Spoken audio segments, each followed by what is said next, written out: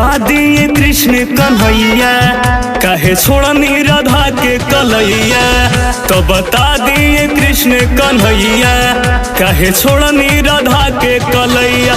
नाता मथुरा से काहे रउआ जोड़ ली हनी, नाता मथुरा से काहे रउआ जोड़ ली हनी।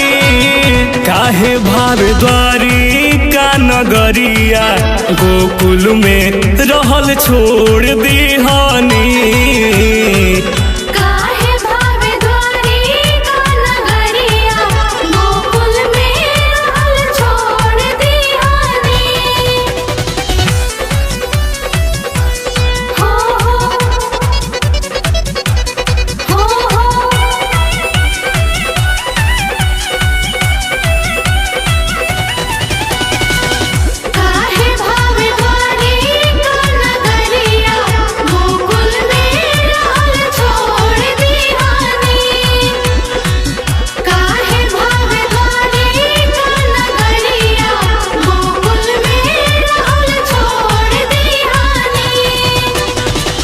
काहे छोड़ देनी रउआ गोकुल के ग्वालन के, कौन कारण छोड़नी राधा के आंचल के।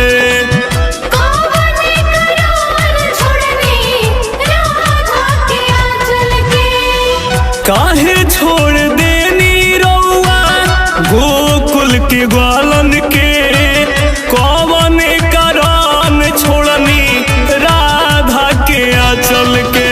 तो कान्हा काहे ऐसे रउआ मुँह मोड़ ली हनी, तो कान्हा काहे ऐसे रउआ मुँह मोड़ ली हनी।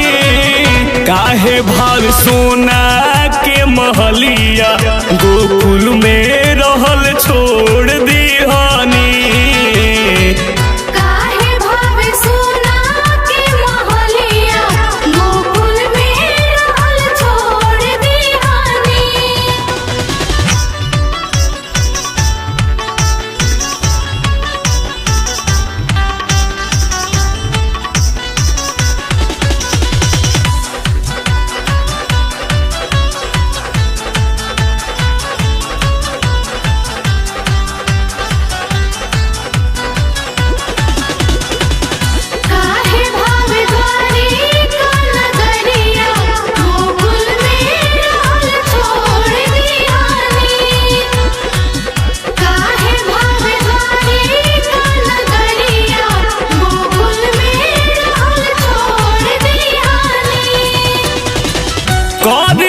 कठोर काहे कैले सवरिया, रोवा ताड़ी राधा औरी रोवस नर नरिया।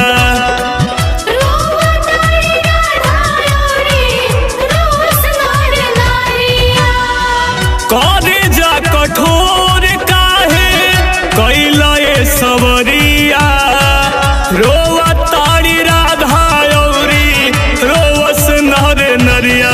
काहे राधा के ख्याल मन से निकाल दी हनी, काहे राधा के ख्याल मन से निकाल दी हनी।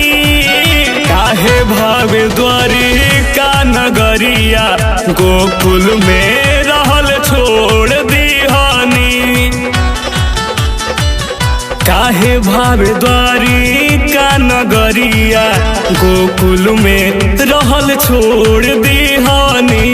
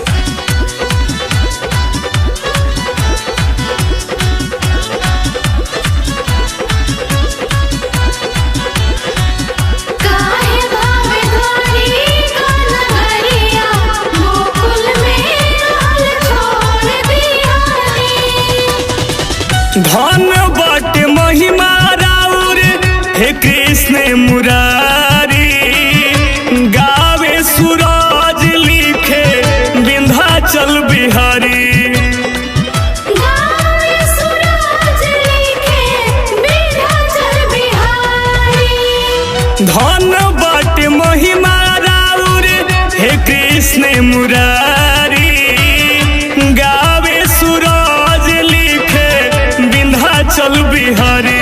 रतन सोनू सोचेला रउआ का कोइनी, रतन विजय सोचेला रउआ का कोइनी। काहे भावे द्वारिका नगरिया गोकुल में रहल छोड़ दिहानी, काहे भावे द्वारिका नगरिया गोकुल में रहल छोड़ दिहानी।